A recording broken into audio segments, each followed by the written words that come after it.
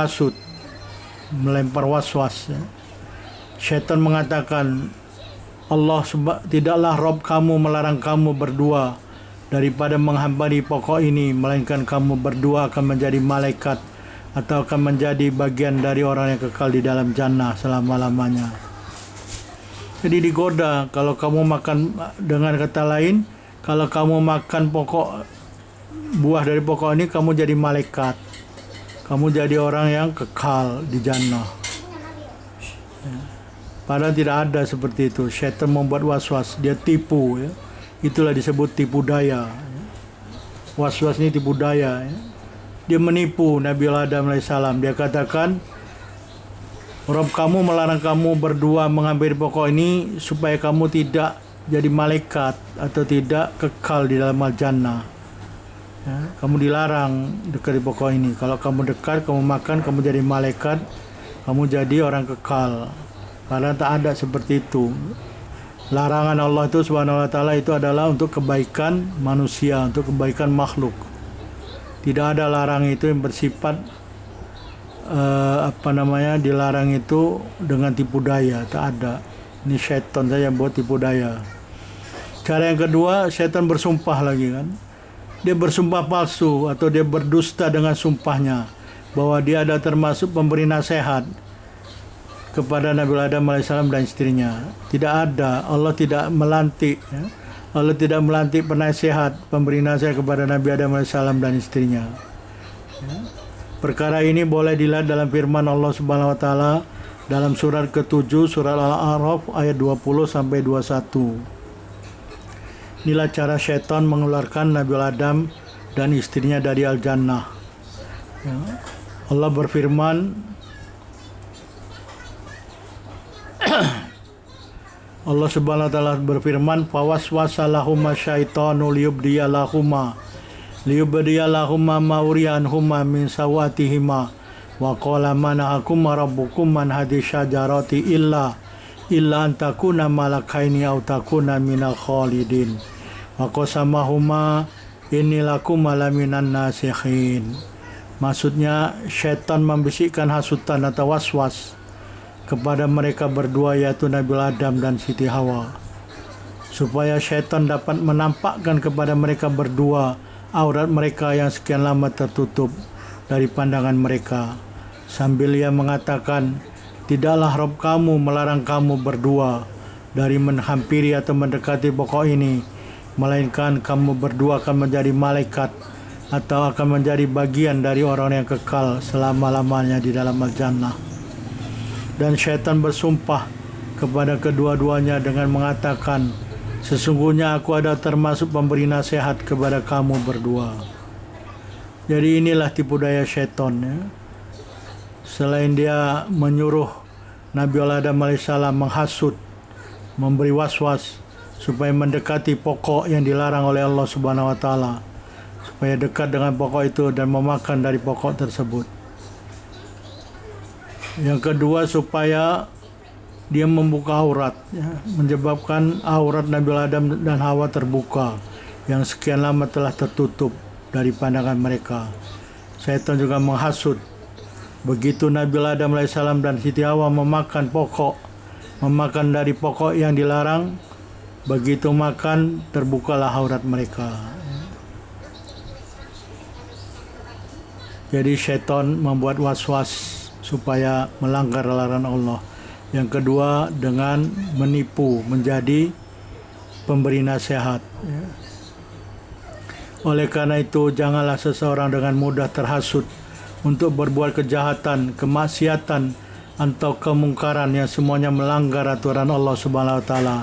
Apatah lagi si penghasut bersumpah dengan nama Allah Subhanahu wa taala untuk melanggar larangan Allah Subhanahu wa taala atau bermaksiat kepada Allah Subhanahu wa taala. Jangan percaya, walaupun dia bersumpah dengan sungguh-sungguh sampai memakai nama Allah kadang-kadang. Apakah si penghasut itu dari kalangan jin atau manusia? Mereka adalah syaitanul jin atau syaitanul insi, karena ingin membuat manusia melanggar larangan Allah.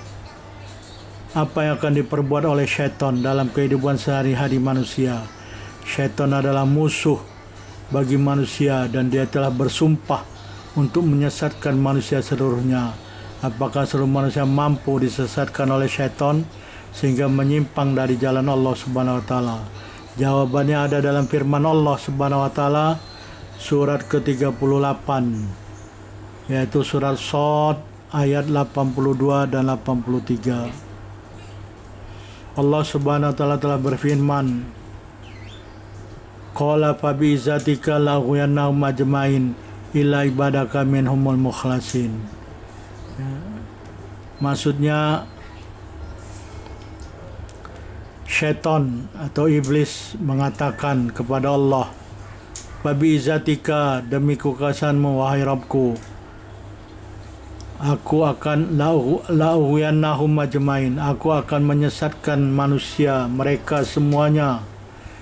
Jadi syaitan ini akan menyesatkan manusia seluruhnya, mulai dari Nabi Adam sampai hari akhir, sampai yaumul kiamah tegak atau berlaku.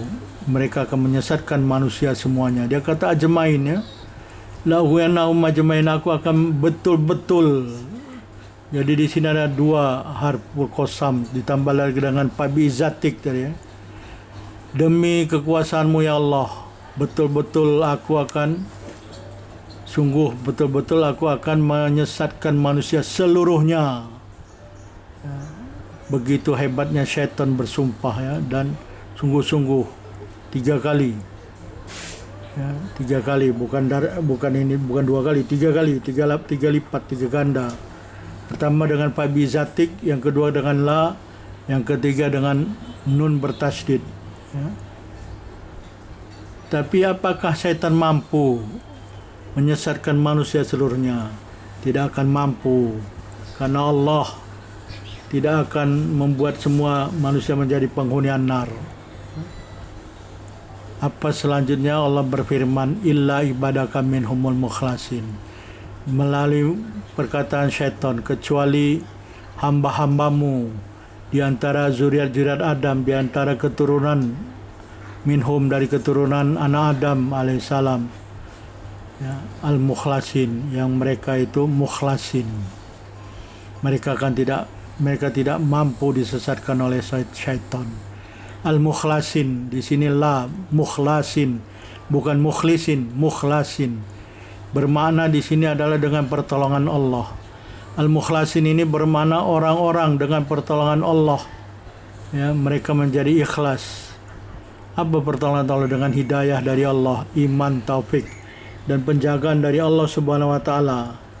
Jadi perkara ini menunjukkan bahwa sesungguhnya ikhlas dan iman dalam ayat ini tidak ada kecuali dari Allah Subhanahu wa taala. Jadi mukhlasin, Allah yang menjadikan mereka ikhlas dengan hidayah, iman, taufik, dan penjagaan Allah.